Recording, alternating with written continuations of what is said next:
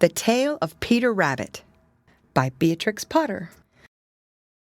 Once upon a time, there were 4 little rabbits, and their names were Flopsy, Mopsy, Cottontail, and Peter.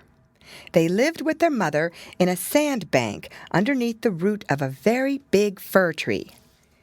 "Now, my dears," said old Mrs. Rabbit one morning, "you may go into the fields or down the lane, but don't go into Mr. McGregor's garden. Your father had an accident there. He was put in a pie by Mrs. McGregor.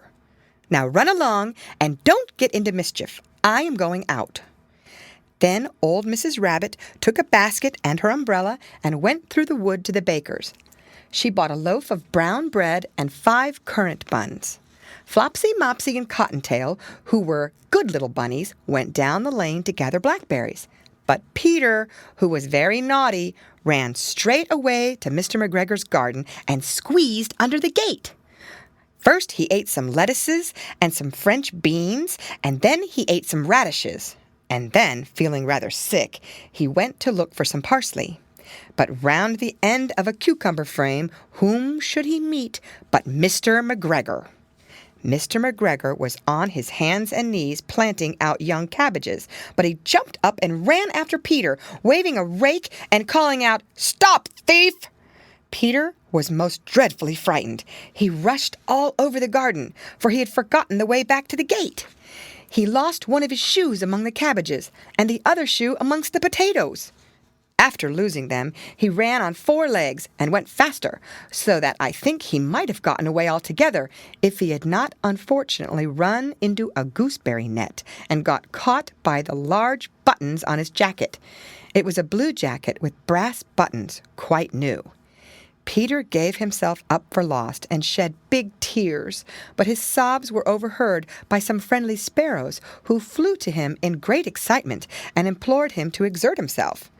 Mr. McGregor came up with a sieve, which he intended to pop upon the top of Peter, but Peter wriggled out just in time, leaving his jacket behind him, and rushed into the tool shed and jumped into a can. It would have been a beautiful thing to hide in, if it had not had so much water in it. But Mr. McGregor was quite sure that Peter was somewhere in the tool shed, perhaps hidden underneath a flower pot. He began to turn them over carefully, looking under each. Presently, Peter sneezed. "Achoo!" Mr. McGregor was after him in no time, and tried to put his foot upon Peter, who jumped out of a window, upsetting 3 plants. The window was too small for Mr. McGregor, and he was tired of running after Peter. He went back to his work. Peter sat down to rest. He was out of breath and trembling with fright, and he had not the least idea which way to go. Also, he was very damp with sitting in that can. After a time, he began to wander about, going lippity-lippity, not very fast, and looking all around. He found a door in a wall, but it was locked, and there was no room for a fat little rabbit to squeeze underneath. An old mouse was running in and out over the stone doorstep, carrying peas and beans to her family in the wood. Peter asked her the way to the gate, but she had such a large pea in her mouth that she could not answer. She only shook her head at him. Peter began to cry. Then he tried to find his way straight across the garden, but he became more and more puzzled. Presently he came to a pond where Mr. McGregor filled his water cans. A white cat was staring at some goldfish.